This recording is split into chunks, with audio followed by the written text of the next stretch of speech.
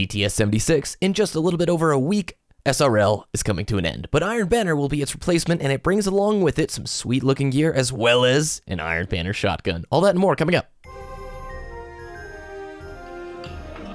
Welcome, my friends. It's good to see you again. It's been another mighty good year here in Destiny. Oh, on your way in, make sure you grab a sugary engram, some chocolate strange coins, maybe some void fish while you're at it.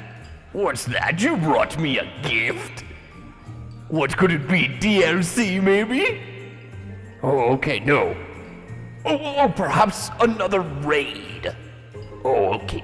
Alright, I'll just open it then. Oh! Thank you, a year one yellow horn. Oh, you say you bought it from Zer, I see. Thank you. I wanted one of these a long time ago. Did you bring Skolas with you? Who brought Skolas? Dismantle mines, yes. Or die. Tanix, I told you no. Don't bring those in here. It's a sunbreaker, we've got to run! Ah, thank you, Kate. Back in my day, a headshot didn't quite do that, but well done. It's not the getting in, it's the getting out. Okay. Bathrooms down the hall to the left. Use your ghost to get in, you know how. Eyes up, Guardian. Good to be back. Oh my gosh, who let Dinklage in? Oh, I know he was here last year, but we don't really want him there anymore. I mean, it's awkward. Nolan's right over there on the couch. I mean, it's just awkward. Oh, it's starting. Everybody, come here. Welcome to Destiny, the show. Welcome, everybody. What is up? It's BBKDRAGOON here, joined as always by my awesome co-host, Ditty. Merry Christmas, man, or I guess it's a little bit early for that, but it's Christmas week, so how are you? Doing really well, and the weather report for Texas is still a balmy 50 degrees-ish. Christmas week, and we're still in the 40s, 50s. That sounds pretty nice, I must admit. We're heating up into the 30s and maybe into the high 40s today, so it's a heat wave. We're busting out the swim trunks. What'd you guys do this week? I did a few nightfalls with a good friend, Nacho. I helped Nacho create a commercial for his Sparrow thing for the Bungie contest. The film festival. Yeah, and cool. I believe that's it. Excellent. Well, I'm going to ask you more about the SRL Film Festival when we get to the news. How is Nacho? He's doing well. Pineapple Boys miss you, Nacho. We miss you. Other than Destiny, what did you do? I know you saw Star Wars, didn't you? Oh, I did see Star Wars. There are blasters and lightsabers. Spoilers, Ditty. Spoilers. I'm disappointed in you. Sorry. So, no spoilers. I saw it yesterday as well. I thought it was great. If you're going to go see it, I wish you a great viewing experience and a good time. Stay the heck off of sites you don't trust and be careful on Twitter. Be very careful on Twitch as well. Believe it or not, people have created bots to whisper streamers and other people spoilers. That is so scumbag. Yeah, like, why? Why would you do that? Because they have no one who loves them, I guess. Why? It's horrible. It's the internet. Everything happens. It's the internet. What did you think? Obviously no spoilers. As vague as possible. It's very good. Really well done, I think. I hope they offer such a bucket load of cash to J.J. Abrams he'll come back for 8 and 9. But as it stands now, man, doesn't look like it's the case. But we get Rogue One next December. Ooh, that's true. Yeah. I mean, for the next 6 years, nothing but Star Wars. Maybe by the time 6 years have passed, Battlefront will have enough DLC in it to make it worth $60. Side story, I did come home after watching the film and immediately put Battlefront in. Battlefront has got to be the best looking shooter of all time. And if you can find one that looks better, send me a tweet. I'd love to see it because Battlefront looks so good that there were scenes or trailers for The Force Awakens where you're like, that almost could be from Battlefront. Yeah, almost. Exactly. Yeah. Mm-hmm. They succeeded in the audiovisual aspect of Battlefront. It's just a very... I just can't play it for more than an hour, man. I run out of stuff. The nostalgia and the amazing visuals don't make up for lack of maps on the best game modes, the Walker Assault and Supremacy. But anyway, should we hop into the news? Let's go. So Sparrow Racing is ending on December 29th. That will be a week from this Tuesday, I believe. So make sure you're getting in your last races if there's any gear that you want to get. I did not touch Sparrow Racing this week. I won't lie to you guys. I enjoy it, but doggone it, it frustrates me.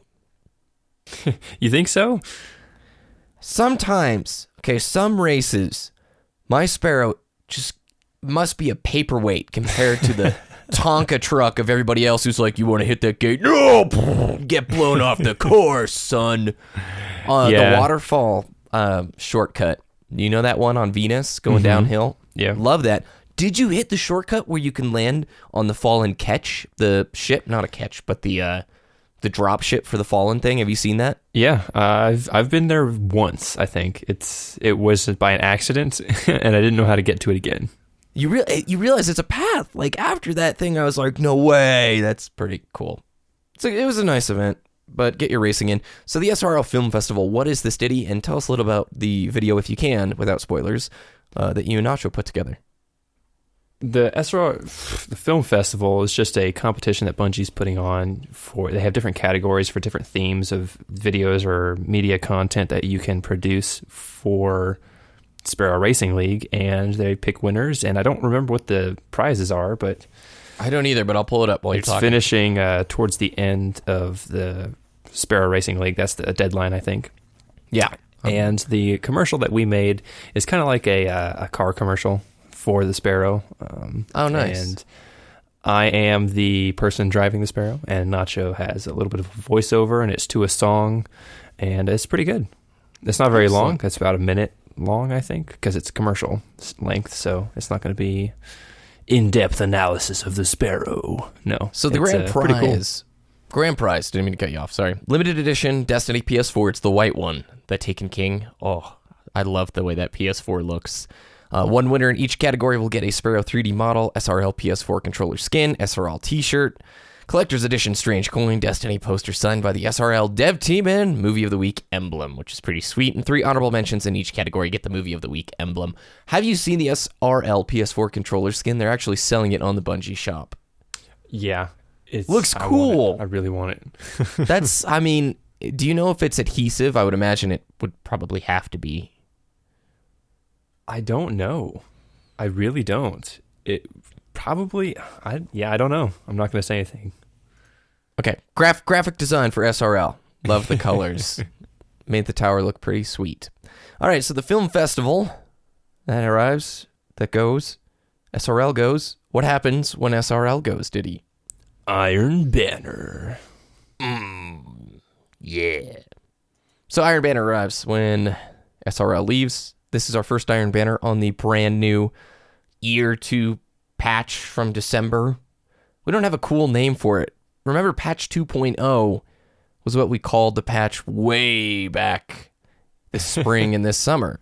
So we're just going to call it the December patch. Yeah, the December patch. I'm excited for Iron Banner. It's one of my favorite PvP events. I find myself always venturing back to Destiny, even though right now I will say I'm not playing a whole ton of it, maybe a few days a week, waiting for some more events. Mm-hmm. What do you think is going to shine in Iron Banner now after this patch? Meta multi-tool. Really? Meta multi-tool. Ever since they dropped that Year 2 Meta multi-tool, I'm going to keep saying it because it's going to be absolutely amazing. Because the only thing that they've changed is every other weapon in the game.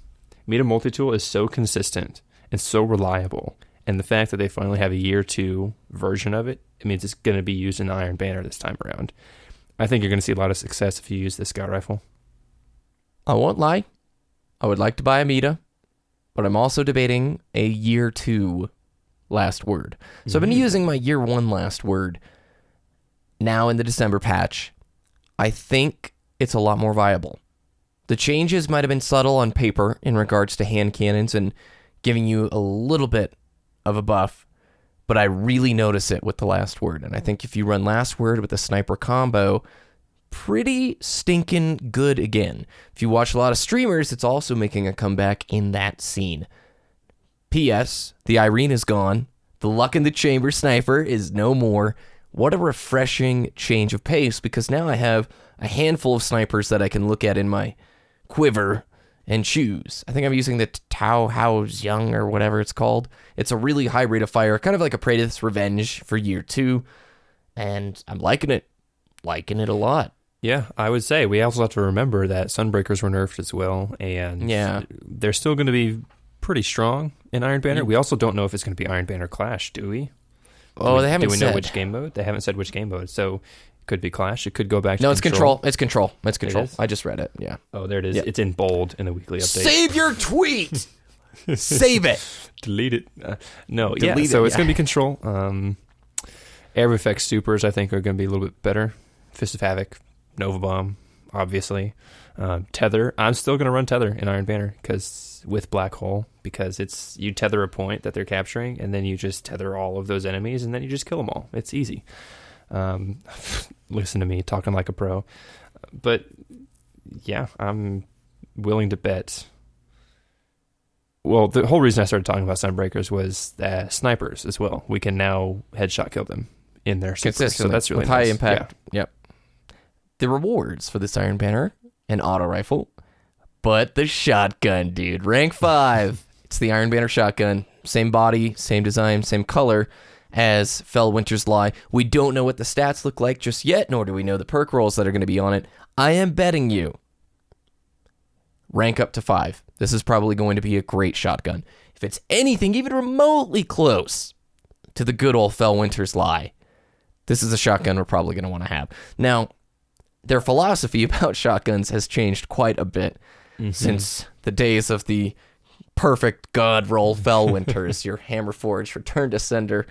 Those are the days, Ditty. You remember that? Oh, yeah. 20 feet away, kaboom. Fell Winters. Loved it. And then House of Wolves arrived. It's like, here's a Party Crasher. Here's a Matador. Here's that other one I can't remember, but they're all the same archetype, and you can reforge them. Fun.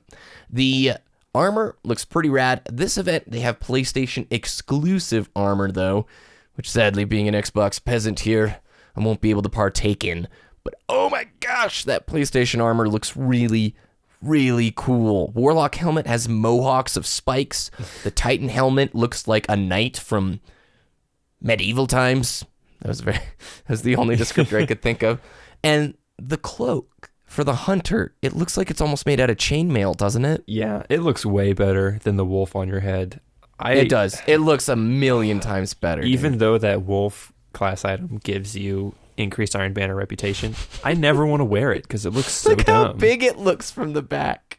Oh my god. Yeah, like do you see that picture? Yes, I do. At first I thought it looked cool from the front, but from the back, man, that thing is looks like you're wearing a Festival of the Lost mask. The Titan armor looks just about the same as the PlayStation exclusive one, only the PlayStation exclusive one is silver, and you have 8 eye holes, because you always need to see 8 different things coming at you at once. And the Warlock stuff, they looks pretty similar. The butt towel's all right. Yeah. Is this the place where we put the arbitrary, gosh, aren't there too many exclusive items for the PlayStation side of things? How many times have we talked about this? A lot, I would say. There's More nothing we often can than do. Yeah. We can throw the biggest fit in the world. It doesn't matter. It's money. I'm going to talk like a Bungie or Activision rep right now. Go for it. It's better on PlayStation. They should just say only on place. Oh, sorry, guys. Just, best place to have it. It's not that big a deal. I'm going to play the person everyone on Reddit hates. I don't think it's that big of a deal. This practice has been going on across different franchises for forever. They get paid money to make it better on their platform. Well, maybe it's just getting too egregious. Maybe it's getting too extreme. Hey, I want all of this stuff on Xbox. I'm an Xbox player. I want all this stuff. And exclusives getting out of hand? Not yet, but it certainly could. And if it does, then we get to pull out the pitchforks, make a Reddit post. It'll hit the front page. They'll write a little apology and say, don't worry, we're making things better for you. But it doesn't change anything. I don't ever see this realistically changing. No, I wouldn't either. And until it gets to the point where like PlayStation gets an exclusive raid, I think it doesn't really matter. That's going to be the breaking point for I'd throw a hissy fit. Yeah. Yeah, we haven't reached that just yet. Fingers crossed right now. And in the next year of Destiny, if these items become available to us Xbox players anyways, they're probably just going to make them obsolete again. I feel like they needed a couple more checkboxes to tick at PlayStation Experience to be like, so we got a Sparrow Quest, some Iron Banner armor. That's right, PlayStation homies. We love you. And they throw a bro fist in the air. I think we talk about microtransactions right now because the level boost went on sale this week. It's obviously been the talk of the town, and it's something I want to discuss. So let's do that. Let's hop into the talk. Please, Guardian, let me help you. If you come looking for wise words, I shall try, but I ask you to turn them to action. Level 25 character boosts are now being sold on the Xbox Live store as well as the PlayStation Network store. They are $30 in the United States. They get you to level 25 and they level one subclass all the way up. I think they're, 25 in Europe, and they can be pretty expensive, I think, in Latin American countries. But $30 for one of these level boosts. Now, mind you, when you buy the Taken King, which you can buy the Taken King right now for $40 on Amazon in the US, it goes on sale periodically to $30. You receive with it, what is that piece of light called? Is it focus? Spark of Light. Spark of Light. There we go. And that automatically levels one of your characters up to level 25. Does that spark level a subclass, Ditty?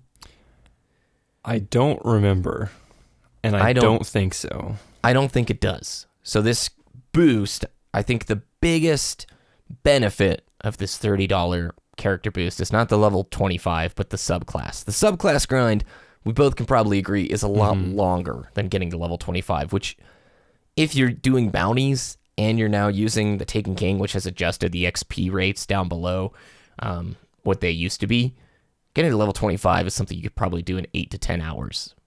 Maybe even less, depending on how quick a player you are and how well you're completing those bounties. So $30.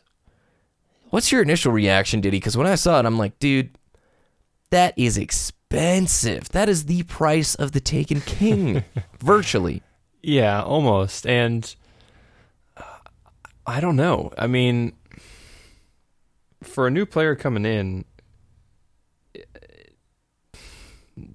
I don't know. It's expensive to me, but that's because I've been playing Destiny for over a year now, and I've got the Taken King, and I've leveled all my subclasses all the way up. And as a new player, I just have to think, I want to play with my friends as quick as possible.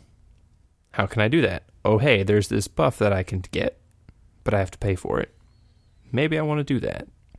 It's something to consider as a new player. But like you said, you can probably get to that point in either 8 to 10 hours or at least 1 week of playing every single day, a couple hours every single day. You know? Not the subclass, though. Subclass is going to take you more time. Yeah, and honestly, you really only need like the first row and a half, 2 rows of any subclass to really be able to do well in endgame content. I mean, certainly you can take a brand new character. They've taken level 1, quote unquote, subclasses through Vault of Glass, and that's no problem. But yeah, I would say it can be useful. It's a nice catch-up mechanic, I think. It is, but what I will say here, that price point, actually, before I get into the price point, I don't think it's pay to win. Let's jump all the way back to the IGN interview with Urk back in 2013. We just talked about this a few weeks ago on our Best Of program. And when they were, IGN being they, asked about microtransactions, Urk responds with saying, "We've not announced anything on the microtransaction front, but our goal is to absolutely make sure that when we deliver a game for $60, that's a great experience, no matter what type of player you are," he said. So we're not looking at any pay for power type stuff. That's what I hear as a player when people say they're worried about models and schemes that nickel and dime people. We're not going to do that, end quote. That was from the IGN interview all the way back 2013, prior to the game's launch. First of all, this is not pay to win. This is not pay for power. Pay to win would be, here, buy a gun that's better than any other gun in the game. Year 2 Gallahorn. Yeah, that'll be $90, please. People would buy it. Would you buy it? People would. I would. I think about it. It depends on how much. See? They already got the goods. They just need to deliver them. It's not pay to win. So I can't jump on that side of the argument. Can you? No, I can't either. I would say it's pay to experience the full experience quicker. Wait. It's like lessening the experience. You're paying to play less, which is weird because Destiny already does not have a long story arc. Here's my example. World of Warcraft sells level boosts. They're about $60. It actually fluctuates now because they have it tied to the in-game token system thing. So let's just say around $60 to get a level 90 character boost, and then when World of Warcraft Legion comes out, you get a level 100 character boost if you purchase it. There's a difference. When you roll a World of Warcraft toon or an alt character, it's going to take you between 70 and 100 hours to max that character's level out. Now, some of you who are playing WoW super consistently, maybe you've got a great speedy leveling system that takes it past that point, but that's a significant time investment. It will not take you 70 to 100 hours to get a character to level 40 in Destiny. Even if you are a slow player taking your time, it will not take you 4 days of playtime to get up to that point. If Destiny was a much bigger universe, maybe let's say we're 4 years down the road into its lifespan, I can see a purchase like this making more sense, but it just doesn't. If you're going to buy Destiny, a lot of the fun is going through the story aspects of it. That's just my 2 cents. Even though those year 1 story missions are not to the caliber of Dark Below, House of Wolves, and The Taken King, which all are in this gradual arc of improving and getting more interesting. So WoW gets a free pass in my mind. I think it's okay. I'm not going to buy it because part of the fun for leveling an alt character is the time investment, but I don't mind that the option is there. I guess the same is true here. I don't mind that the option is here, but the price point is what worries me, because if this is successful and a lot of these sell, oh my gosh, they're going to be able to price stuff so much higher than what I feel the value is worth. If this was $15, I wouldn't even talk about this on the show, I don't think. I'm going to have to agree with you. The price point is a little high, and it's shocking. But going forward, I think it's going to be really tricky to see how Bungie structures the rest of the microtransactions that they plan to offer. Here's the phrase that everybody's tossing around. It's a slippery slope. Yes. What does that mean, Ditty? What does the slippery slope infer? One small mistake and you're going all the way down. Is this opening the floodgates to pay for materials, pay for coins? I don't know. I really don't think so. But then again, I'm an optimist, so I'm on the same side of the fence. I don't think it's pay to win. Since the price point is too high, the way I'm going to voice my disdain or my, I don't even know. I don't like it, so I'm not going to purchase it. I think that's the only metric that matters when they're going to look at this, this very first attempt to sell a level boost and say, was this successful or not? They're going to look at the profits. So if you don't think this is a good price point, don't buy it. Same thing if you're a new player who's getting Destiny for Christmas or just got it. You already get a Spark of Light. Forget about this boost. You don't need it. And if you're somebody who wants one of these boosts and you're fine to spend that money and you think it's an okay price point, then do it. You as the consumer get that right. All right, there's my 2 cents right there. Will microtransactions, Ditty, end up making more than expansions? I thought about this week, and I was curious what you think about it. More than expansions? Yes, so by that, I mean House of Wolves and Dark Below. We paid, what did we pay for our season pass? Was it $30 or $40? $30, $35, something like that. Yeah, 35 sounds about right, because it would have been 40 if we didn't buy the season pass. I think. Yeah? I think so, yes. Okay, not a hill to die on, but With these events happening each month, record book $10, Sparrow $5, emotes $2, $3, $4. Maybe you got the zombie emote for $7. Do you think microtransactions will make more for them than selling expansions like Dark Below and House of Wolves? Yes, because these microtransactions are always available to players, and the expansions are a once-off purchase. I would say the continuous revenue from the microtransactions is eventually going to be worth more than quarterly DLCs. Yeah, I would agree. I would 100% agree. Think about it this way. Over your years playing League, you've probably put a decent amount of money into it, buying skins for your characters. Did you know you can actually email their support and they'll tell you how much you've spent in a lifetime on your account? Oh my God, I don't want to do that. Dude, I've seen some pretty crazy metrics, but in a lot of ways, everything you've purchased on League, you feel like it was worth it. Wouldn't you say? The majority of my purchases, yes. Well, you can return it if you don't like it, right? You can, but I didn't ever do that. Which skin are we talking about here that you don't like? I think it was like a Zed skin, and I don't play Zed very often, so I haven't got my money's worth for that yet. The other one was I purchased. This is what I did. I made a new account, and I made that account's name like a specific skin in the game. It was like Bloodlord Vladimir or something, and I'm like, I'm gonna become a Vladimir main, and I played like 20 games of Vladimir in a row, and I only won like 3 of them, and I'm like, and so I purchased the champion and the skin, which is an ultimate skin, which is a lot more expensive, and so I spent like $25, and I'm just like, return, and I couldn't return the skin, so I was just like, damn it. Do you even still play on that account? I think I renamed it, and I've used it since then, yes. I have my League regret. Yorick. Oh, God. I have a Yorick skin. He was so good in Season 2. Dude, he's still pretty good. Okay, because he was dead for years. Like, is he decent now? Because I've been out of the League world. He just hasn't changed, but I would say he's pretty good. Rework him. I want to just press Q, W, and E and walk backwards. They're working on it. Call it a day. All right. League aside, microtransactions, jeez. They're making hopefully enough to support good content. Let's wrap it up nicely with a little bow here.